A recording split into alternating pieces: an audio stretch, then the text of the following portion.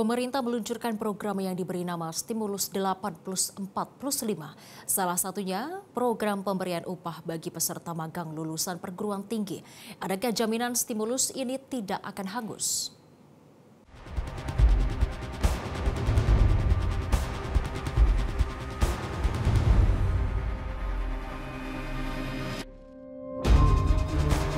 Senin siang, sekitar pukul 11:15 waktu Indonesia Barat, tampak beberapa menteri tiba di Istana Kepresidenan.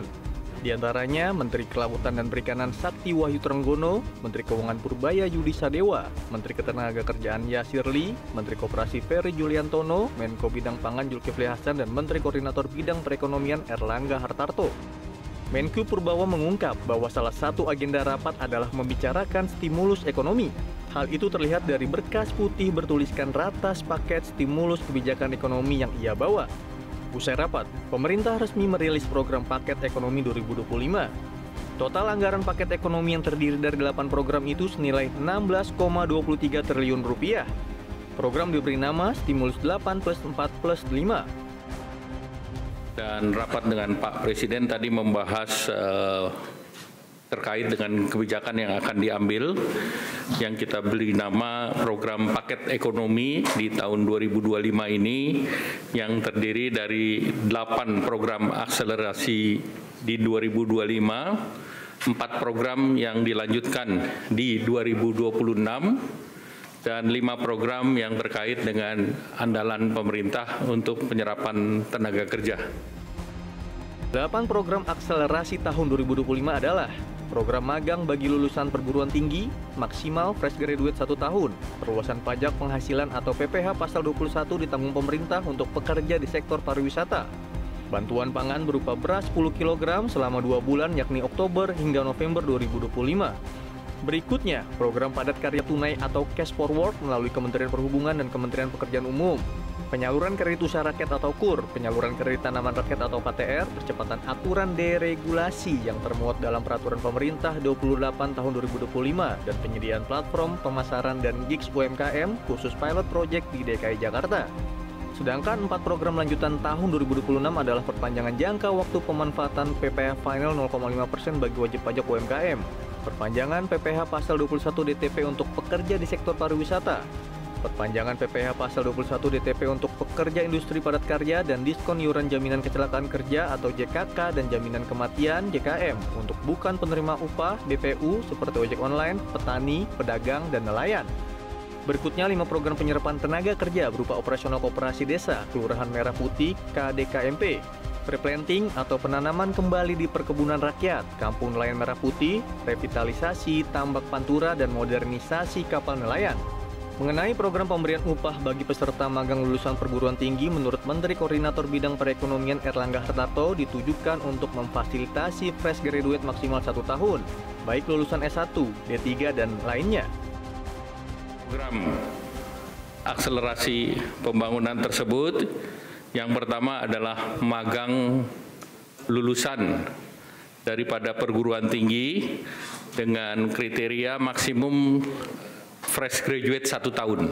Apakah itu S1, D3, dan yang lain, itu di link and match-kan dengan dikerjasamakan dengan sektor industri, di mana penerima manfaat di tahap pertama 20.000 orang, dan selama proses bekerja diberikan uang saku sebesar upah minimum UMP.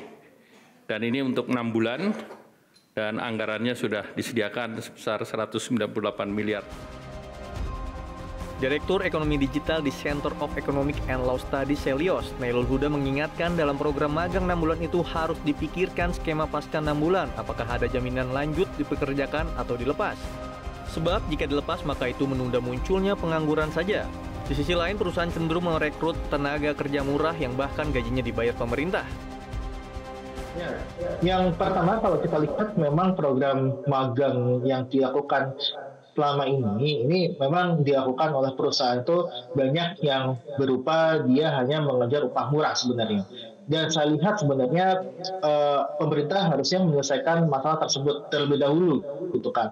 Bahwa selama 6 bulan ke depan ini, apakah memang bagi peserta program magang tersebut itu diberikan kepastian bahwa mereka bisa terus bekerja, atau mereka tidak bisa terus bekerja di perusahaan tersebut. Itu yang paling penting sebenarnya. Maka yang saya rasa sebenarnya bukan masalah di uang saku 3,3 juta ya, itu sebenarnya bagus untuk mendongkrak daya beli, tapi yang saya harapkan di situ adalah adanya kepastian bagi peserta program magang ini untuk bisa terus bekerja di perusahaan tersebut, gitu kan. Jangan sampai ini hanya dimanfaatkan oleh perusahaan, dia menerima program magang tidak digaji oleh perusahaan tapi digaji oleh pemerintah, tapi setelah 6 bulan mereka dilepas lagi, gitu kan. Sementara itu, Selyus menilai diskon iuran jaminan kecelakaan kerja JKK dan jaminan kematian JKM untuk bukan penerima upah BPU seperti ojek online, petani, pedagang, dan nelayan sebagai hal yang positif. Ya, sangat positif sekali Mbak Sylvia. Ini yang seperti yang kita suarakan juga sebenarnya, bahwa di sini pekerja bukan penerima upah ya, itu memang menghadapi kendala untuk bisa mengakses BPJS Ketenagakerjaan terkait dengan JKK dan JKM. Nah, ketika pemerintah bisa mengintervensi di situ dengan berbagai skema dan berbagai bantuan dari pemerintah, tentu ini sangat positif sekali. Karena apa? Karena ini bukan hanya untuk meningkatkan daya beli atau meningkatkan sektor perekonomian, tapi ini adalah pemberian jaminan sosial bagi pekerja yang selama ini tidak akses ataupun tidak tercakup dalam JKK dan JKM. Nah, makanya ini bukan hanya soal insentif, tapi adalah ini soal pemberian jaminan sosial, dan ini saya rasa ini sangat bagus sekali. Dan yang kedua adalah kalau kita melihat ini bisa mengerek ataupun mengajak pekerja bukan penerima upah ini dia mengakses BPJS Ketenagakerjaan lebih luas lagi, gitu kan. Selama ini memang terkendala bahwa mereka pendapatannya bukan bulanan, pendapatannya harian. Bagaimana mereka mengakses? Nah, makanya ini yang saya rasa juga harus didorong dari sisi aplikator, dari sisi pemerintah juga mendorong bahwa pekerja-pekerja kurir, driver ojek online dan sebagainya itu mendaftar BPJS Ketenagakerjaan dengan skema-skema tertentu. Makanya kalau saya bilang ini harus dimanfaatkan betul oleh pekerja PBU ini yang dia memang tidak memperoleh JKK dan JKM. Ada yang menggelitik dari penanaman program stimulus ini yang menggunakan angka 8+4+5. Nomenklaturnya mirip dengan tuntutan 17+8 yang disuarakan masyarakat sipil dan mahasiswa. Kesamaannya ada pada angka 17.8 dan 845 yang sama-sama menggunakan tanggal, bulan, dan tahun kemerdekaan. Bedanya, tuntutan 17+8 adalah tuntutan untuk reformasi struktural, sedangkan 8+4+5 isinya adalah stimulus ekonomi. Apakah stimulus 845 merupakan jawaban atas tuntutan 17.8? Kalau melihat angkanya, sepertinya memang begitu. Jelajahi cara baru mendapatkan informasi. Download Metro TV Extend sekarang.